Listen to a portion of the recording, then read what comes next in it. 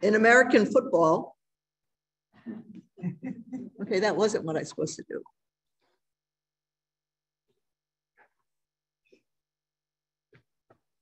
In American football, the acts of gaining a first down and scoring an extra point or points after a touchdown are called conversion.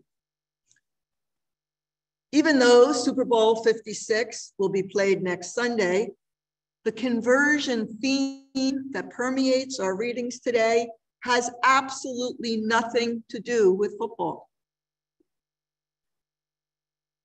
The conversion we're focused on today is all about shifting behavior, shifting perspective, and behaving differently. It's a partnership that occurs to us and through us. Here's the Cliff's Note version. In our first reading, in Isaiah's case, it was an ember to his lips that signaled the change from wickedness to stepping into his role as a prophet. In our second reading, Paul recounts his shift from undeserving persecutor to deeply graced and highly favored preacher. He does this with the phrase, by the grace of God, I am what I am. And in our gospel, after a frustrating night where they failed to catch any fish, Peter and his shipmates are awed and overwhelmed with an abundance of 2 boats full of fish. They decide to follow Jesus. The conversion experiences of Isaiah and Paul and Peter are presented to us as specific events. What I'd like to suggest is that conversion is actually a process, often triggered by an event. Take a second to think about a transformation that has occurred in your own life. Was there a catalytic event that inspired the change, either for better or worse? 2 quick stories. January 29th marked 10 years from the day that I first walked up the steps and through the door of this chapel in Drexel Hill. Some of the folks in this room here were there that day. The way Eileen describes it is, Kathy showed up and she stayed. So how did I get here? Sure, I was willing to drive 45 minutes south on the Blue Route to check out the community. But several factors played into the process for me. Curiosity, a lack of accountability and failure of institutional leadership in handling the abuse scandal, discomfort over not having a voice. A triggering event for me was a question that our daughter asked as a freshman in high school. Mom, why is it that Monsignor in our parish treats Dad so differently than he treats you? You're much more involved. And I responded that perhaps it was because Monsignor was older and more comfortable dealing with men than women. To which Annie responded, but Grandpa is older than Monsignor, and he treats you the same as he treats Uncle Brendan and Uncle Jimmy. And in that moment, through Annie's question, I saw clearly that I had become accepting of a continuous pattern of inappropriate behavior from Catholic clergy. If it had not been for Annie's astute observation and questioning of Monsignor's actions, I may never have made the conversion to this community.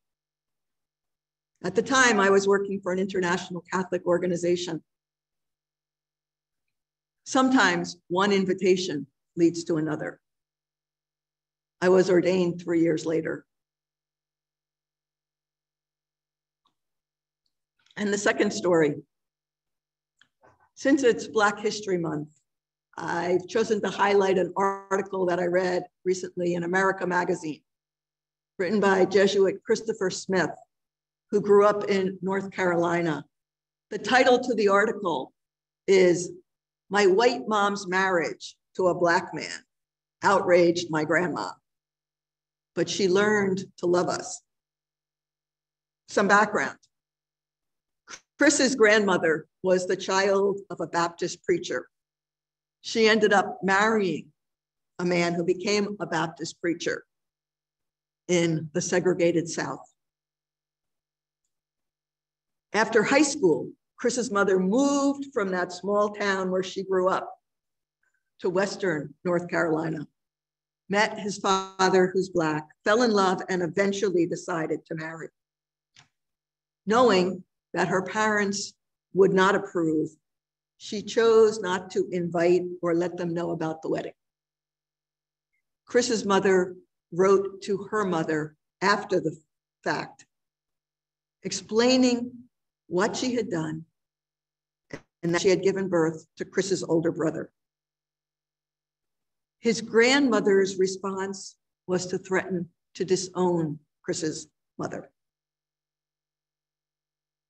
Fortunately, Chris's great-grandmother intervened.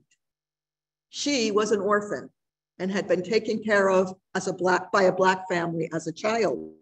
She never forgot their kindness and never harbored prejudice toward Black people. She made it clear she would have absolutely no disowning in her family. Now, Chris, as a young man in formation to be a Jesuit, contends that the only force strong enough to cause humans to change is love. He sees his family as living proof that conversion is possible. Over time, Chris's white grandparents went from fury to admiration of his parents' love and commitment to each other, and from shame to pride for their mixed race grandchildren. Chris's grandmother even lived to see a president who looked like her grandsons. I encourage each of you to reflect on conversion experiences that opened you to futures you never could have imagined. This week, remember that you have the power to inspire positive conversion, both in yourself and others. Wield that power wisely.